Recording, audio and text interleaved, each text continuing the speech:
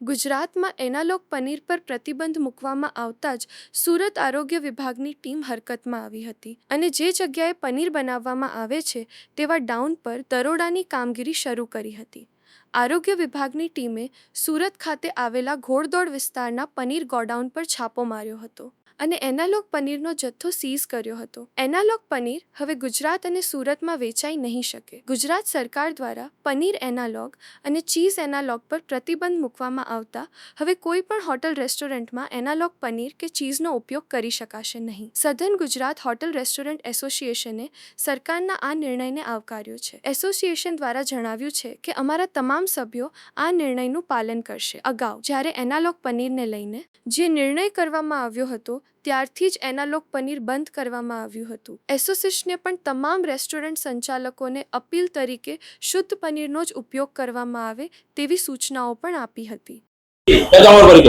હું અરુણ શેટ્ટી, સદન Gujarat hotel and restaurant એસોસિએશનનો પ્રમુખ છું. શું કહેશો અત્યારે જે રાજ્ય સરકારે એનાલોગ ચીઝ પનીર પ્રતિબંધ મૂક્યો આનાથી હોટલ ઇન્ડસ્ટ્રી પર શું અસર? 3-4 મહિના પહેલા જ જે આદેશ આવેલું સરકારનું, તો ત્યારથી અમે ફૂલ કોર્પોરેશન સરકાર સાથે છીએ. અમારા જેટલા પણ મેમ્બર છે એ લોકોએ એનાલોગ બંધ જ કરી દીધેલું અને જે અસલી પનીર છે એ જ યુઝ કરતા હતા.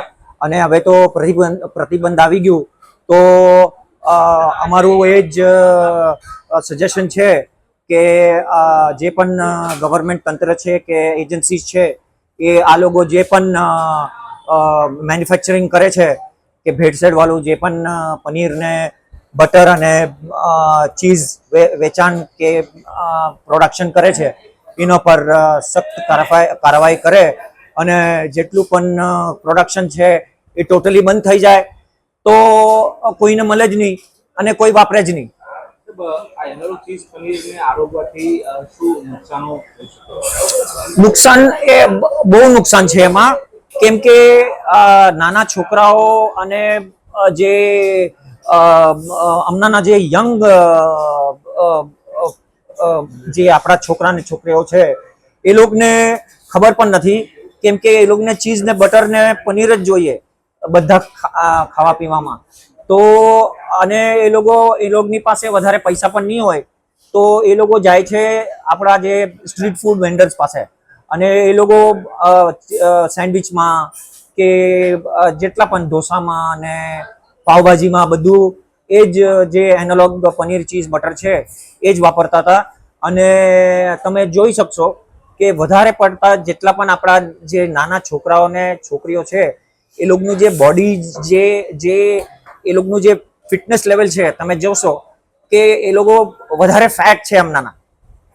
વાત કરીએ અત્યાર સુધી હોટલ ઇન્ડસ્ટ્રી હોય કે બધી સ્ટ્રીટ ફૂડ વેન્ડર્સ હોય તમામ લોકો એનાલોગ પનીરનું ટેકનિક કે ચીઝનો ઉપયોગ કરતા હતા.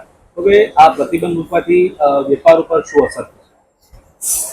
એકચ્યુઅલી વેપાર ઉપર જે પણ અસર થાય, જે સરકારે જે મનમાં એ ઠાની લીધું છે કે ભાઈ આપણે જે નોર્મલ પબ્લિક છે એ લોકોના જે હેલ્થ છે એની સાથે કોઈ પણ પ્રોબ્લેમ નહીં થાય, તો આપણે એ જનરલ સોસાયટીમાં આપણે બધાએ વિચારવી જોઈએ કે આપણા હેલ્થની સાથે જે પણ ખિલવાડ થાય છે એ ના થવું જોઈએ. અમે 100% અમારું જે એસોસિએશન છે અને અમારા મેમ્બર્સ બધા જે પણ છે એ લોકોએ બંધ જ કરી દીધેલું પહેલાથી જ ને પ્યોર પનીર જ યુઝ કરતા છે. અને હવે જે પ્રતિબંધ છે એ એકદમ પૂર્ણ રીતે લાગુ થાય એ જ અમારું સજેશન છે કે સરકાર એની ઉપર કડી એક્શન લે. અને હું તો શું કહું છું કે ભાઈ જ્યારે હેલ્થનું વાત થાય છે તો જરા હું એ પણ જોયું છે કે સિગરેટ માવો એનું ઉપર પણ પ્રતિબંધ લાવે કે અવેરનેસ કરે. કે હું જોયું છે કે જેટલા પણ આપણા જે યંગ જનરેશન છે છોકરીઓ પણ બહુ સ્મોકિંગ કરે છે અને એ બહુ નેક્સ્ટ સ્ટેપ અમારું સજેશન છે કે એના પર પગલાં લે સરકાર.